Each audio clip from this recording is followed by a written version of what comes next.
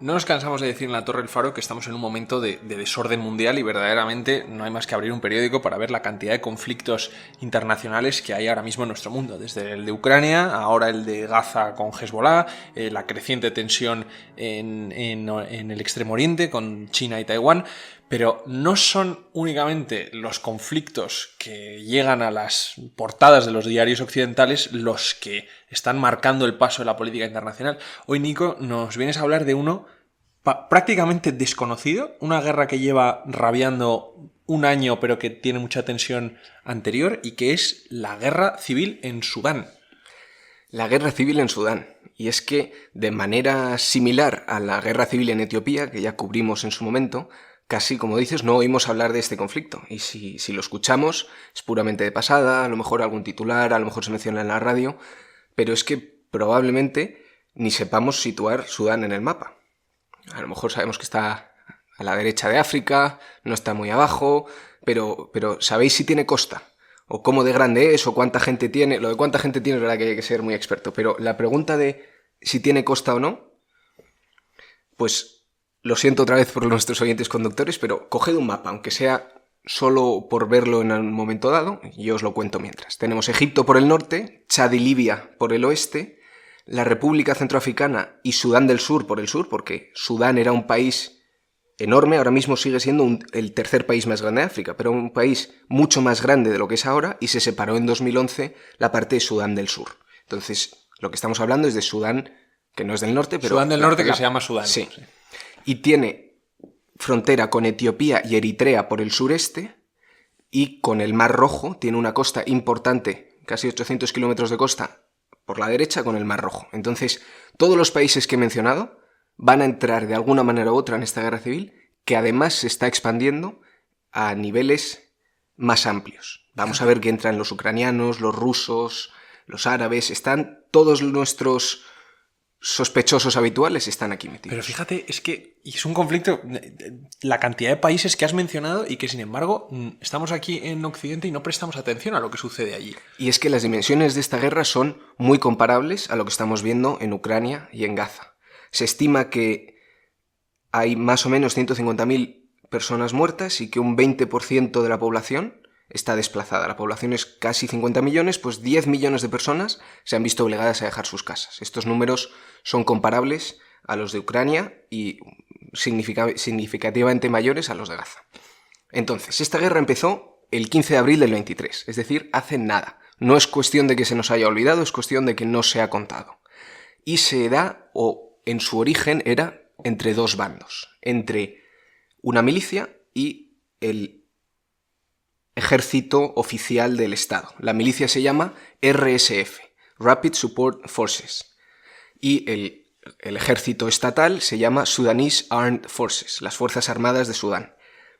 Veremos que ambos eran parte oficial del ejército estatal, pero eso es parte de la historia. Lo importante ahora mismo es que estos dos bandos están enfrentados, tienen dos líderes muy claros, que son caras visibles del conflicto. El primero se llama Hemedti, de los Rapid Support Forces, de la milicia, y el segundo se llama Abdel Fattah al-Burhan. Seguro que me acabo de cargar la pronunciación, le vamos a llamar Burhan.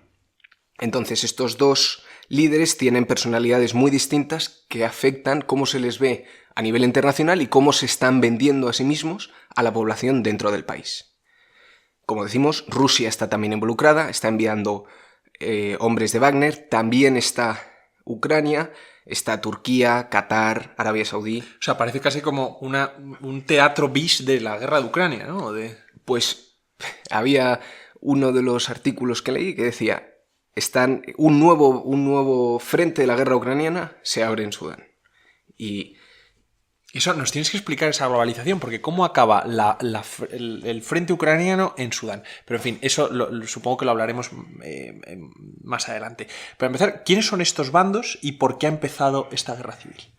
Bueno, estos bandos son antiguos aliados. Hasta hace muy poco, hasta el mismo año 23, pero incluso el año 21, trabajaron juntos para sacar del gobierno a un dictador que llevaba en el poder 30 años. Entonces, para entender esto nos tenemos que remontar al momento de la independencia de Sudán, que es en el 1956. Sudán en ese momento se independiza de Gran Bretaña y desde entonces tiene una serie de conflictos internos, 2 guerras civiles muy importantes, que en realidad la segunda es continuación de la primera, entre el momento de la independencia, del 56, y casi hasta el año 2005.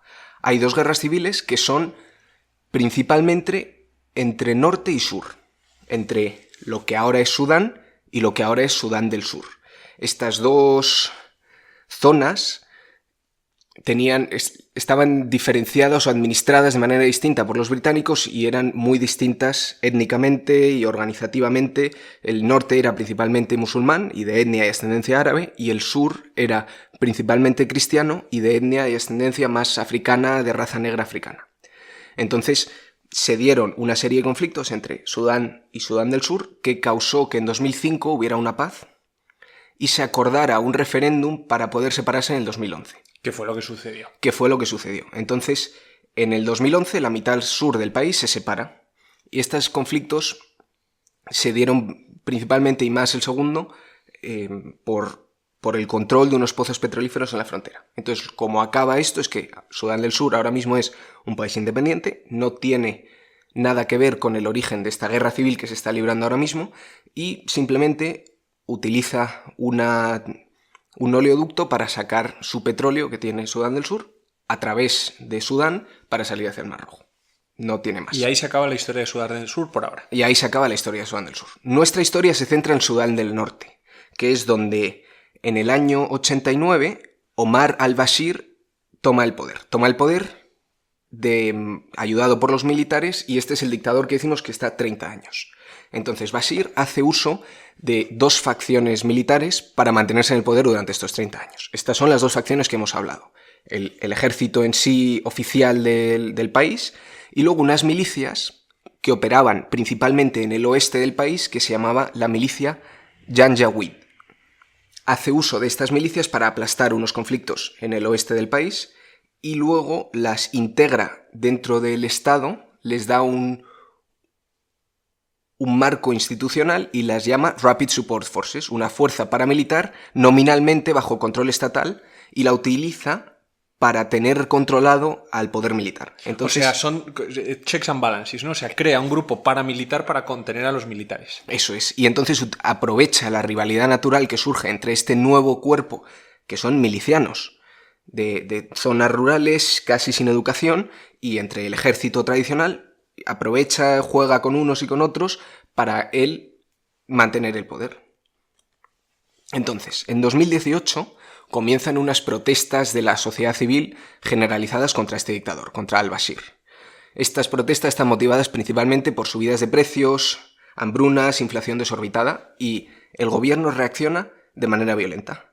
Saca a la calle a las tropas de ambas fuerzas militares, lo que hace que toda la oposición civil se una mucho más fuertemente y eleven su queja.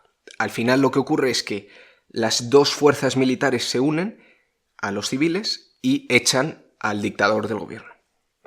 O sea, los que siempre había pensado que serían leales porque estaban en competencia entre unos y otros, se acaban aliando con los civiles. Eso es, y entonces derrocan al dictador en abril del 2019, ya nos vamos acercando hacia nuestros días, y crean un consejo soberano transitorio, y ponen a un civil en el poder, se llama Abdallah Hamdok, como primer ministro. Este es un economista respetado, con contactos en las Naciones Unidas, y que en una entrevista dijo que él tenía miedo de asumir el cargo porque, y lo dice así con este ejemplo, dice: no quiere verse reducido a ser el cajero de la tienda mientras los jefes de la mafia hacen sus negocios ahí en la trastienda por detrás, que eran los militares.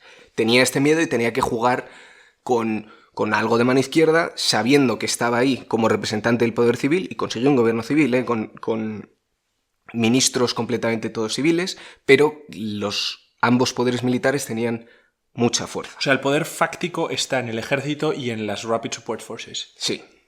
Y estos, en 2021, que era cuando se había acordado hacer unas elecciones, o sea, 2019 derrocan al dictador y en 2021 se había acordado celebrar unas elecciones, ocurre un golpe de Estado. Un golpe de Estado de nuevo por estas 2 fuerzas militares echando a este Abdallah Hamdok, al economista respetado.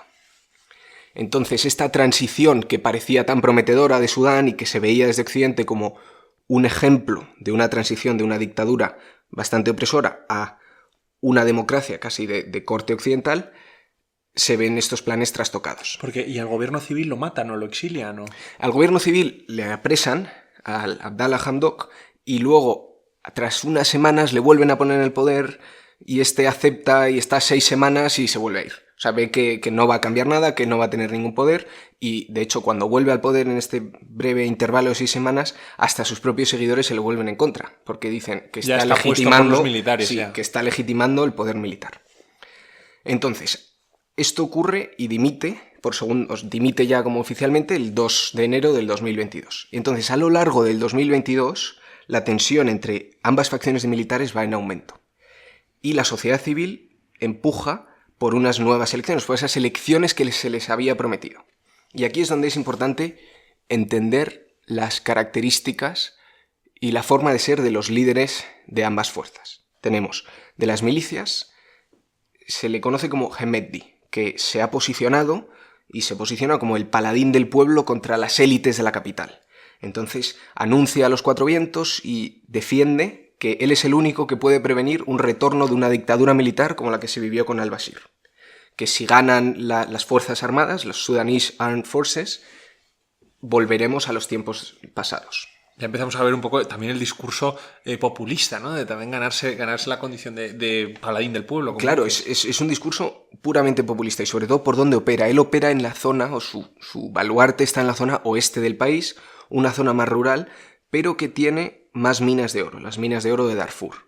Este hombre, Hemedti, no fue al colegio, no tiene relación alguna con las academias militares del país y sus reclutas son principalmente de estas zonas marginadas de principalmente economía de agricultura, que ven como el Deep State, y aquí también le llaman Deep State, el estado profundo de Sudán, son esos militares del otro lado apoyados por las compañías de telecomunicaciones, las compañías energéticas, las grandes compañías agrícolas y constructoras.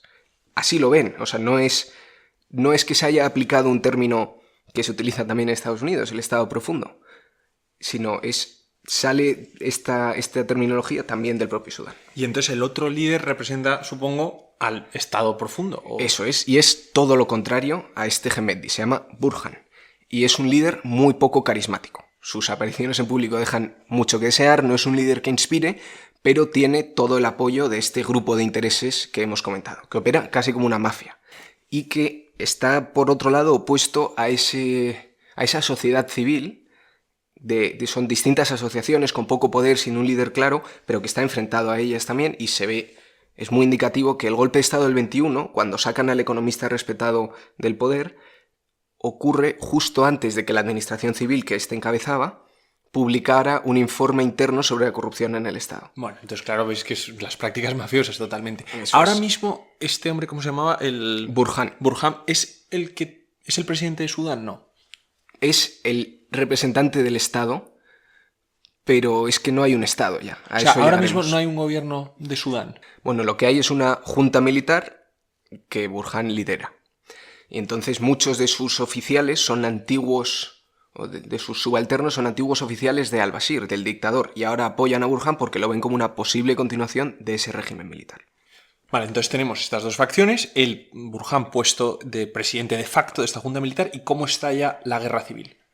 Pues estas dos facciones, como decimos, pelean por el poder durante 2022, con pequeñas rencillas, resquemores mutuos y buscan como echarse unos a otros de las administraciones. Aquí un tema importante es que las milicias tenían menos salario y tenían menos poder en las entidades centrales. Entonces, a pesar de ello, con ayuda de mediadores internacionales se llega a un acuerdo para celebrar elecciones en 2 años. Esto a principios del 23, finales del 22. Entonces, se acuerda con la sociedad civil, ambos bandos militares, celebrar de nuevo elecciones. Que nunca se llegaron a celebrar las elecciones antes. Sí, o sea, de hecho, celebrar por fin elecciones, no de nuevo. Y como parte de este acuerdo, se pide que se integren las milicias dentro del ejército tradicional. Y aquí es donde surge la gran pelea. El ejército oficial pedía que se integraran ya a un tiempo de 2 años, pero las milicias decían, bueno, dadnos 10 años, que nos integramos con el tiempo. No querían someterse a un poder estatal o al poder del otro bando militar. Entonces se establece por presión internacional una fecha límite de 1 de abril del 23 para llegar a este acuerdo. Y esto lo que hace es definir la mecha de la bomba, como de larga es. Porque Porque a los guerra 15 empieza días, el 15. a los 15 días se ve cómo las tropas de ambas milicias, bueno, de la milicia y del ejército, se empiezan a posicionar en torno a la capital y no se sabe quién dispara el primer tiro, tampoco importa, comienza la guerra. Comienza la guerra 15 de abril del 23. Y comenzó con victorias iniciales de las milicias, que empujan a todo el ejército oficial, el ejército de Sudán, hacia el sur y hacia el este del país.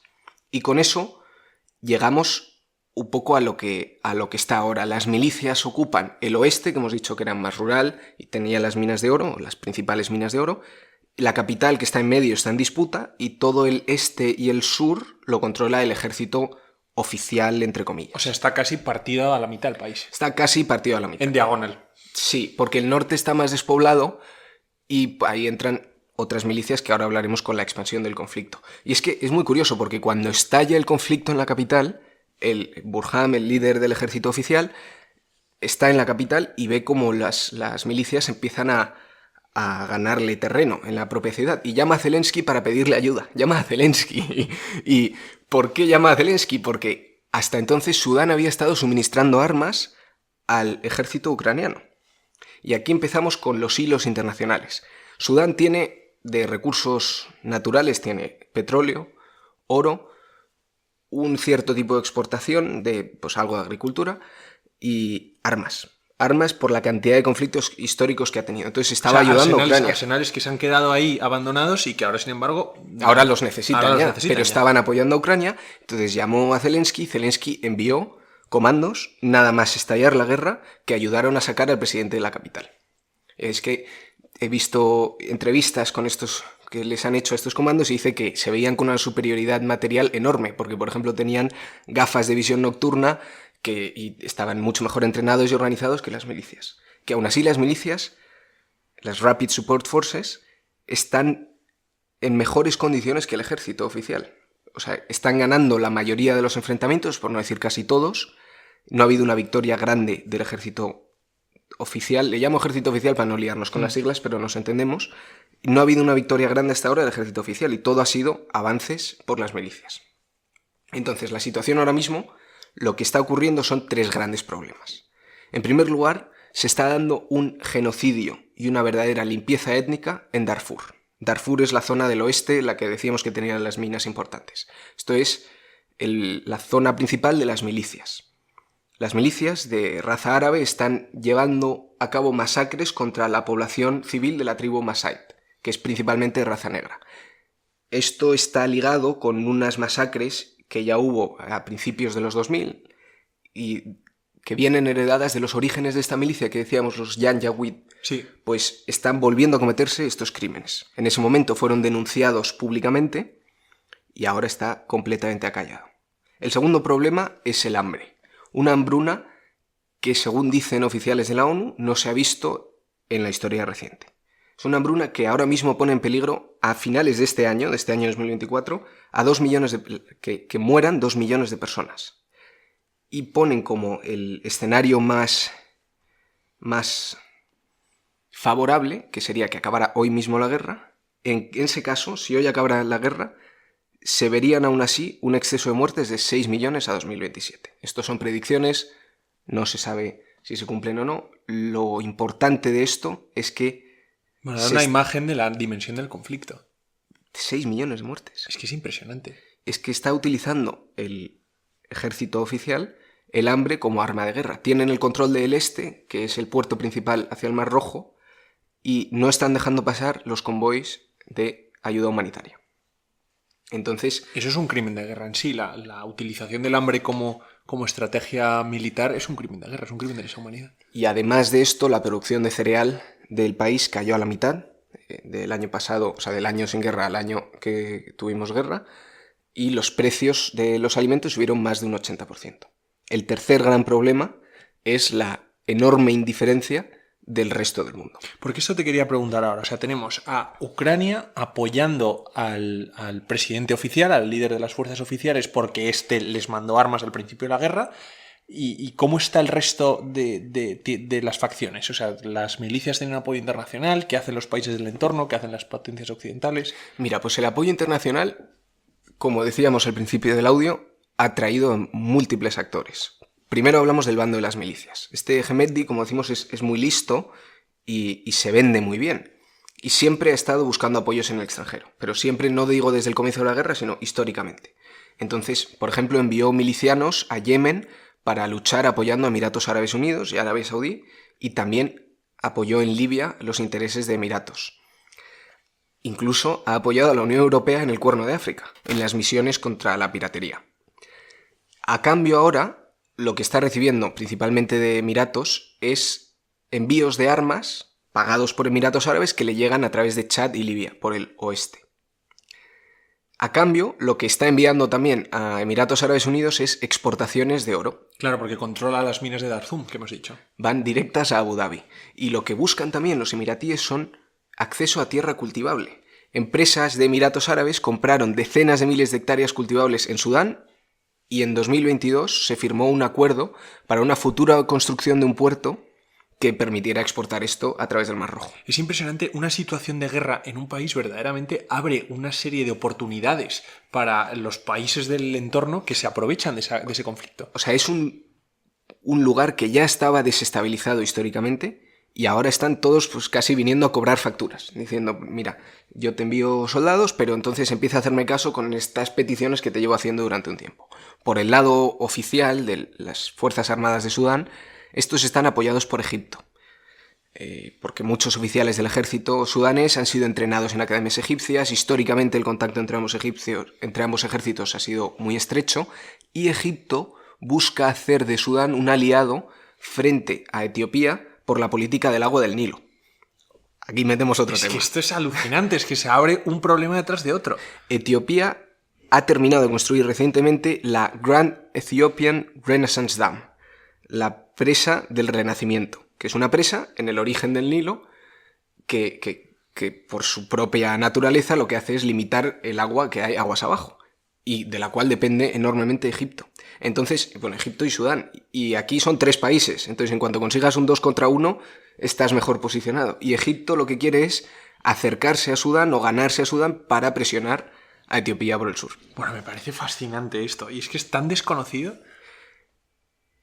No solo se queda ahí, sino que también tenemos apoyo de Turquía, que ha proporcionado drones, esto como respuesta a que Wagner está ayudando a las milicias. Entonces Turquía, por intereses geopolíticos opuesto a Rusia, proporciona drones a las fuerzas sudanesas. Esto me parece interesante. O sea, claro, los ucranianos están apoyando al presidente, a las fuerzas oficiales, y Wagner, Rusia, está apoyando a las milicias. Y entonces Turquía envía también drones que enseñan los ucranianos, o sea, drones que también se están utilizando en Ucrania, y los ucranianos están enseñando a las fuerzas oficiales a usar estos drones. Pero esto es impresionante porque normalmente uno pensaría que el dictador va a ser apoyado por Rusia, pero en este caso es al revés. O sea, Rusia apoya a las milicias. Pero es que no hay buenos ni malos. Es que yo casi te diría, no sé si los dos son dictadores, pero la sociedad civil, que hablaremos al final del todo de lo que queda de ella, se opone a los dos. Pero es impresionante que la Unión Europea entonces está también callada, pero ayudada por las milicias en el Cuerno de África. Y Emiratos Árabes no es precisamente un aliado ruso, es más bien un aliado del corte occidental. Aquí, bueno, también Rusia está un poco jugando a ambos bandos y ahora ha empezado a apoyar a las fuerzas oficiales a cambio de una, entre comillas, base logística en el Mar Rojo. Claro. O sea, aquí se juega un poco cada uno quiere sacar tajada en este lugar estratégico porque está cerca del Mar Rojo y también principalmente minas de oro y petróleo. Y como último actor tenemos a Irán. Las fuerzas oficiales de Sudán, tras ver que Arabia Saudí no les estaba apoyando, restablecieron relaciones con Irán. Entonces Irán desde este verano está empezando a meterse ahí también. Y como digo, esto lo que nos demuestra es que la espiral de violencia que comenzó en la capital localizada, parecía que iba a ser una pelea entre dos bandos rápida, sangrienta, pero ya está, en la capital se ha extendido y no se soluciona ya con un tratado entre dos bandos. Es que hay demasiados intereses ahora mismo. Hay demasiados intereses y empiezan a entrar milicias de las que estaban operando en las fronteras de Sudán y que tanto para defenderse como para reivindicar sus propios intereses, ya sea de que apoyan más a Eritrea o a Etiopía, o que quieren separarse hacia Sudán del Sur, cada uno apoyando sus propios intereses, empieza a haber muchos más bandos que los dos originales que había. Y esto lo que nos hace darnos cuenta es que la suerte que tenemos en España con la transición que tuvimos. Yo haciendo este audio pensaba todo el rato que esta gran promesa que tenía pinta que iba a ocurrir en Sudán, que era el dejar atrás un gobierno dictatorial y pasar a una promesa de democracia, no ha tenido lugar. En España tuvimos la suerte, aunque con circunstancias claramente distintas, se consiguió la transición sin que luego haya habido derramamiento de sangre. Y en Sudán lo último que queda de estas intenciones de transición democrática son los llamados comités de resistencia, que son unos grupos de civiles que los que luchaban con las dos fuerzas militares al principio para hacer caer al dictador, y que ahora lo único que les queda es... Están atrapados entre dos fuegos, y lo que hacen es organizar las redes de emergencia, de información y de ayuda humanitaria. Y es una historia tristísima, a la par que interesante, porque claro, es que esta arena de conflicto donde están metidas básicamente todas las potencias del juego internacional ahora mismo, de la zona Oriente Medio, pero también de la zona europea. Es impresionante, verdaderamente, Nico, que este conflicto nos pase desapercibido, porque, como dices, no se nos ha olvidado, o sea, no lleva nada en... Sí, o sea, no es que saliera y se nos haya olvidado. No, es que ha pasado hace nada. Y sin embargo no le estamos prestando atención. Es una de esas circunstancias donde, al parecer, la Unión Europea y Estados Unidos parece que como los dos contendientes son malos o no obedecen a todos los intereses que querríamos, pues los dejamos pelear y ya veremos cuál de los dos sale y con cuál de los dos nos relacionamos. Ahí se acusa que Estados Unidos no entró a tiempo a favor del gobierno civil que hubo en su momento, y no entró porque seguía teniendo en activo ciertas sanciones que quedaban puestas de la época del antiguo dictador como castigo a que había dado cobijo a líderes de Al-Qaeda. Bueno, verdaderamente es un tema interesantísimo y en el que, desgraciadamente, nosotros lo vemos así desde un punto de vista casi como de tablero de ajedrez, ¿no? De las distintas piezas en el tablero, pero verdaderamente la que sufre es la población civil de esta catástrofe humanitaria que comentabas. Que se está dando y que se va a dar. En cualquier caso, Nico, muchas gracias por traernos este tema y te veo la semana que viene. Con un tema nuevo.